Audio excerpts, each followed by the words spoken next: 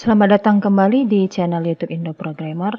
Kali ini kita akan kembali membahas mengenai basis data, sistem basis data, yaitu relasi antar tabel. Nah, jadi relasi antar tabel ini termasuk dalam pemodelan data. Nah, saya akan jelaskan secara ringkas sebentar mengenai pemodelan data. Jadi, pemodelan data itu merupakan sekumpulan tool konseptual untuk mendeskripsikan data, relasi-relasi antar data yang menyatakan hubungan antar rekaman yang tersimpan dalam basis data. Jadi, model data ini nantinya akan kita gambarkan. Nah, dari gambar tersebut kita akan menunjukkan adanya hubungan antara data-data yang tersimpan dalam basis data. Sekaligus kita juga bisa mendeskripsikan mengenai data apa saja yang tersimpan di dalam basis data ataupun di setiap tabel yang ada di dalam basis data. Jadi sebelum melakukan perancangan sebuah sistem ataupun aplikasi yang terhubung ke dalam sebuah database, Anda harus paham mengenai pemodelan data. Jadi pemodelan data yang kita mau bahas di part ke-6 ini, video sistem basis data part ke-6, yaitu mengenai relational, model relational atau relasi antar tabel. Nah, biasa disebut dengan relasi. Nah, jadi model relational atau relasi antar tabel ini sangat gampang ya, sangat gampang dimengerti dan sangat familiar bagi semua kalangan yang baik programmer maupun non-programmer karena bentuknya simple. Nah, kemudian model relasional ini disebut sebagai relasi antar tabel. Nah, jadi di dalam model data relasional juga menggambarkan data dalam bentuk tabel-tabel. Nah, jadi kita akan lihat ada beberapa terminologi atau beberapa istilah di dalam model relasional atau relasi antar tabel. Nah, yang pertama yaitu adanya sebuah key, ya, baik itu key, primary key ataupun foreign key. Nah, jadi primary key dan foreign key ini menyatakan hubungan antara satu tabel dengan tabel lain. Nah, jadi dengan adanya primary key dan foreign key ini, maka kita bisa menyatakan bahwa tabel tersebut berelasi atau berhubungan. Nah, kemudian sebuah baris, nah, disebut sebagai record. Nah, ini sudah biasa saya anggap sudah dipahami ya. Nah, kemudian suatu header dari kolom disebut dengan atribut. Nah, ini biasa juga atribut itu sama dengan field ya. Nah, kemudian tipe data yang menjelaskan jenis-jenis nilai yang dapat muncul dalam setiap kolom disebut domain. Nah, nanti akan kita lihat dengan menggambarkan relasionalnya. Jadi beberapa kunci ya atau beberapa key di dalam relasi antar tabel yang biasa kita temukan ya, ada beberapa, yaitu yang pertama super key. Nah, super key ini adalah kumpulan atribut dari suatu tabel yang dapat digunakan untuk mengidentifikasi entity atau record ya. Nah, ini dia ya, yang biasa super key adalah kumpulan atribut dari suatu tabel yang dapat digunakan untuk mengidentifikasi entity ataupun record dari tabel secara unik. Nah, ada di sini contohnya. Misalnya ada sebuah database akademik. Ya, ada database akademik dengan tabel mahasiswa misalnya. Nah, maka super key yang digunakan adalah NPM, nama mahasiswa, tanggal lahir, alamat, dan seterusnya. Jadi artinya record atau field tersebut mengidentifikasikan mengenai tabel mahasiswa. Nah, itu dia. Nah, kemudian candidate key. Nah, candidate key ini adalah super key. Ya, super key tadi adalah kumpulan atribut dari suatu tabel. Nah, super key dengan jumlah atribut minimal. Nah, jadi candidate key ini tidak boleh berisi atribut dari tabel lain. Nah, contoh, di dalam sebuah database akademik, tadi kita sudah punya satu tabel namanya tabel mahasiswa. Maka tabel mahasiswa tersebut mempunyai super key yaitu NPM, nama mahasiswa, tanggal lahir, dan alamat yang mendukung atau mengacu ataupun mendeskripsikan dari tabel mahasiswa. Ya kan? Nah, kemudian candidate key ini tadi adalah super key yang berjumlah dengan jumlah atribut minimal. Nah, jadi dari record tersebut yang memiliki jumlah minimal itu adalah NPM dan nama mahasiswa. Nah, kalau kita lihat lagi yang lain, yang nomor 3 yaitu primary key. Nah, primary key ini adalah atribut dengan kandidat key yang dapat dipilih menjadi kunci utama.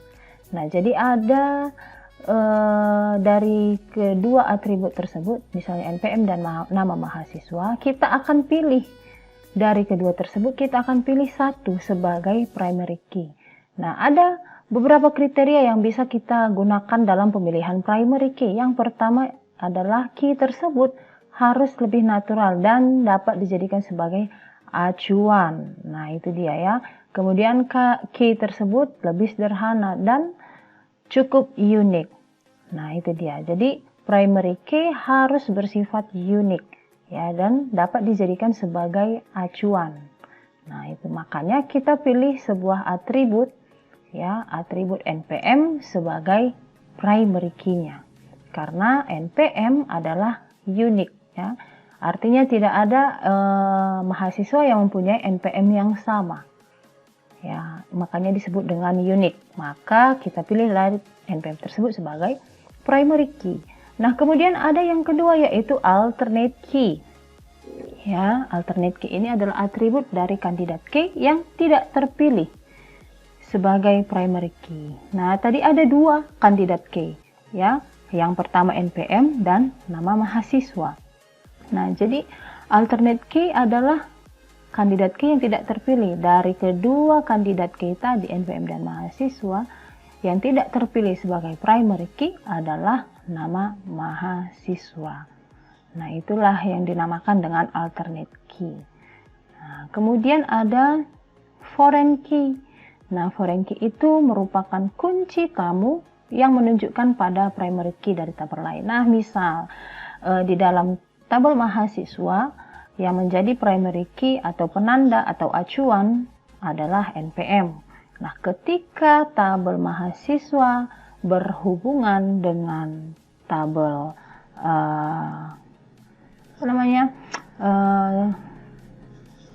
tabel mata kuliah ataupun tabel KRS ya.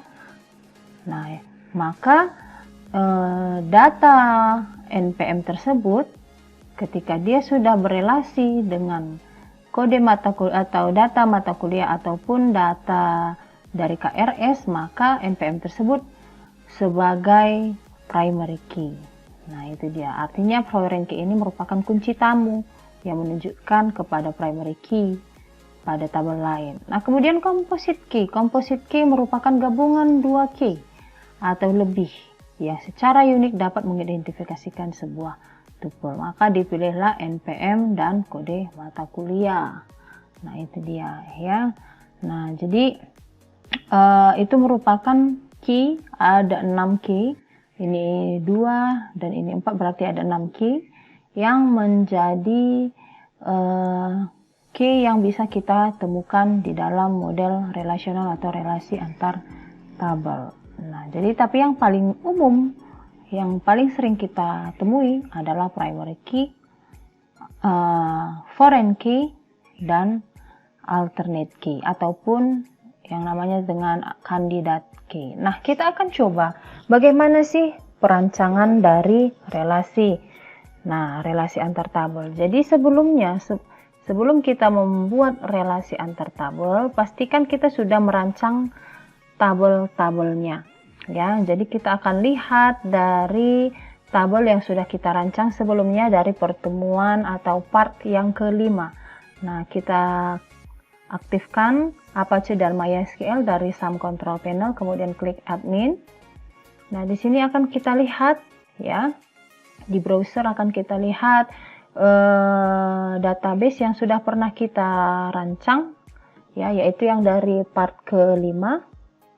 Nah, namanya Indomarket Ya, jadi di dalam database Indomarket kita sudah punya 5 tabel.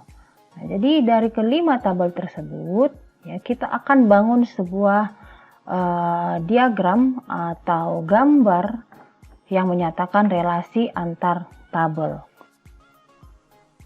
Nah, kita tinggal klik tombol More, lalu pilih Designer. Nah, jadi seperti ini ya. Ada beberapa tabel yang sudah kita siapkan di sini. Ya, jadi kalau misalnya kita mau pilih satu persatu tabelnya, nah ini tinggal kita centang seperti ini. Ya, nah ini dia. Ya. Jadi kalau misalnya ada yang tidak muncul tabelnya, ya ini bisa kita ambil dari sini. Ini ada tanda panah ke bawah, tanda panah ke atas. Nah, kliklah tabel yang akan kita buat relasinya. Nah, seperti ini ya. Sudah? Nah, kalau sudah, ditutup aja. Nah, di sini bisa kita lihat ada sebuah tabel kasir dengan primary key kode kasir. Kemudian ada tabel barang dengan primary key kode barang. Kemudian di dalam tabel customer ada primary key kode customer.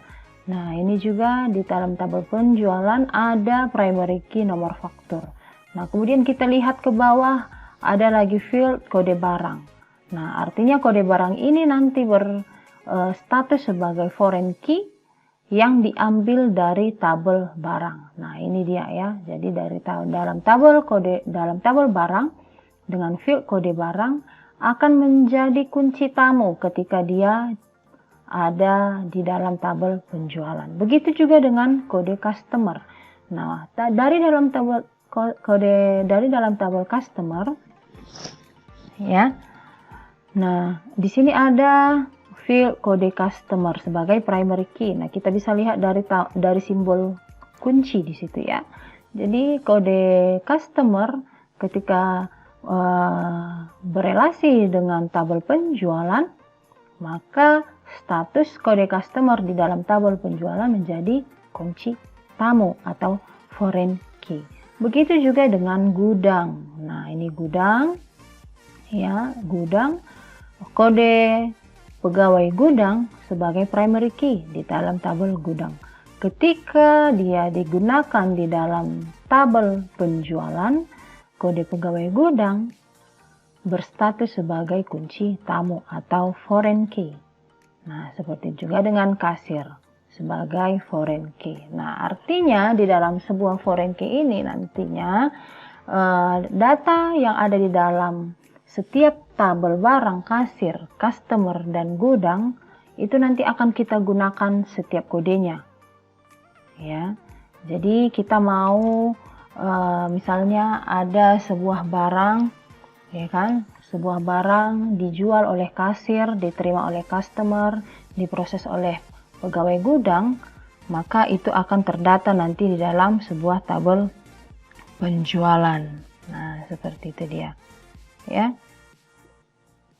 Jadi apabila data barang dihapus, maka di dalam tabel penjualan dengan kode barang juga harus terhapus. Nah, itulah yang dinamakan dengan entitas kuat dan entitas lemah. Jadi keberadaan entitas lemah bergantung kepada entitas kuat. Nah, kalau dilihat dari sini, maka data penjualan atau tabel penjualan ya dengan kode barang, kode customer, kode kasir, dan kode gudang disebut sebagai entitas lemah. Karena apa? Karena keberadaannya bergantung kepada entitas kuat.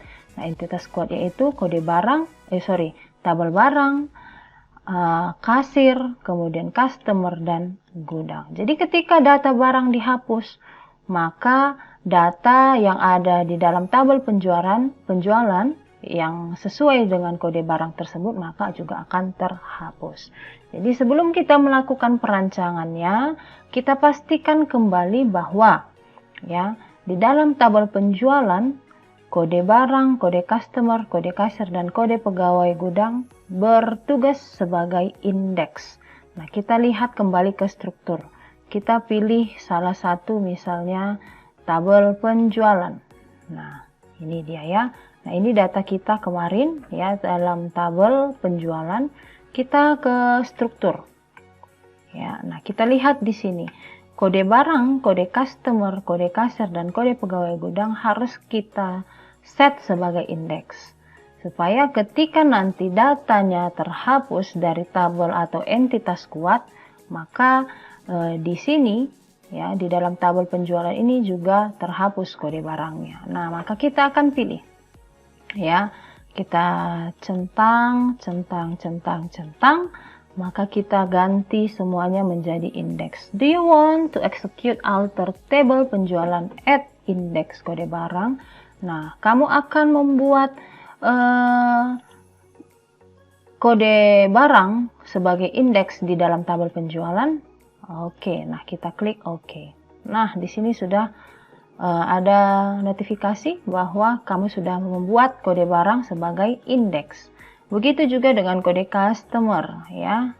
Klik OK. Kemudian kode kasir klik OK dan kode pegawai gudang juga klik OK. Nah, berarti keempat field tersebut atau keempat field atribut tersebut ya akan menjadi sebuah indeks. Nah, itu dia ya.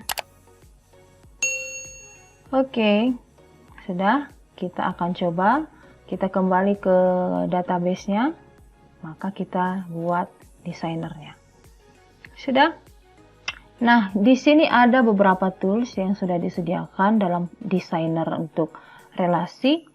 Nah, kita pilih yang create relation. Nah, kita mau buat relasinya. Nah, di situ ada tanda hijau, select reference key. Nah, berarti kuncinya berasal dari mana atau primary key-nya. Nah, primary key yang pertama yaitu kode barang. Nah, kemudian dibilang di situ select foreign key. Nah, kita akan set kode barang ya di dalam tabel penjualan sebagai foreign key. Klik. Nah, di sini dibilang create relation foreign key. Nah, jadi kalau aksinya on delete, nah kita bikin cascade, kemudian on update kita pilih cascade. Artinya mengikuti dengan apa yang sudah kita lakukan untuk setiap tabel atau entitas kuat. Nah, kemudian klik OK. Sudah? Nah, di sini dia. Foreign key relation has been added. Nah, berarti sudah selesai kita buat satu relasi dengan dua tabel, yaitu tabel barang dan tabel penjualan. Nah, kemudian kita buat lagi dari select reference key. Nah, kita asalnya dari kode kasir. Kemudian select foreign key ya ke sini. Nah, kita buat juga cascade. Oke. Nah, itu dia ya. Kemudian kode customer ya dengan kode customer di penjualan. Cascade juga. Sudah. Nah, kemudian yang terakhir adalah gudang. Kode pegawai gudang dengan kode pegawai gudang. Oke. Nah, begitu dia ya.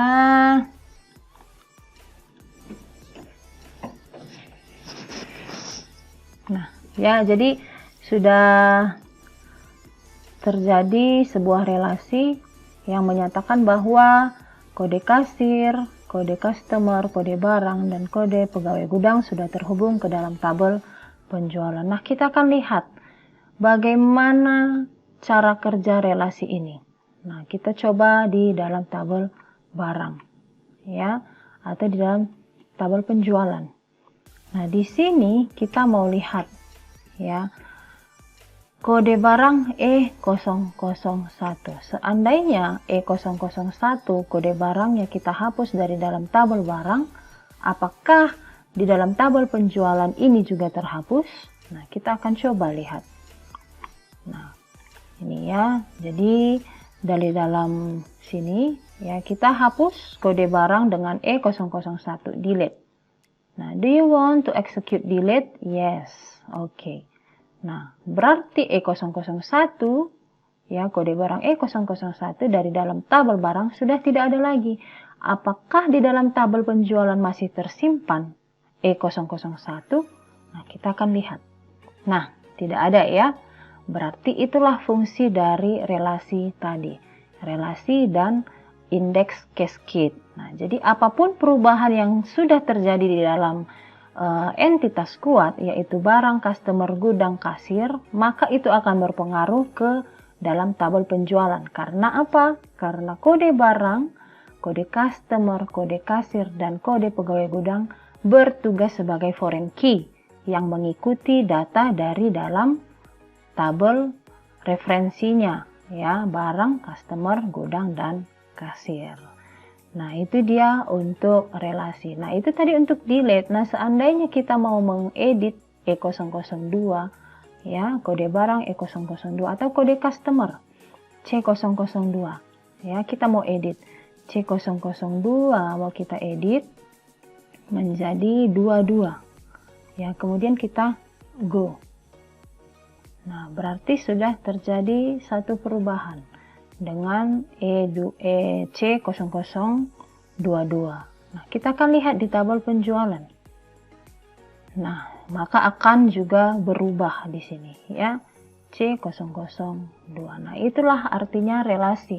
Jadi di dalam relasi semua data yang diambil dari entitas kuat atau tabel referensi harus diikuti oleh tabel yang bertugas sebagai tabel atau entitas lemah, yaitu tabel penjualan. Nah, seperti itu dia. Ya, semoga video ini bisa membantu Anda semua yang ingin belajar mengenai relasi antar tabel. Nah, jangan lupa di subscribe channel YouTube Indo-Programmer, di share dan di like videonya. Terima kasih.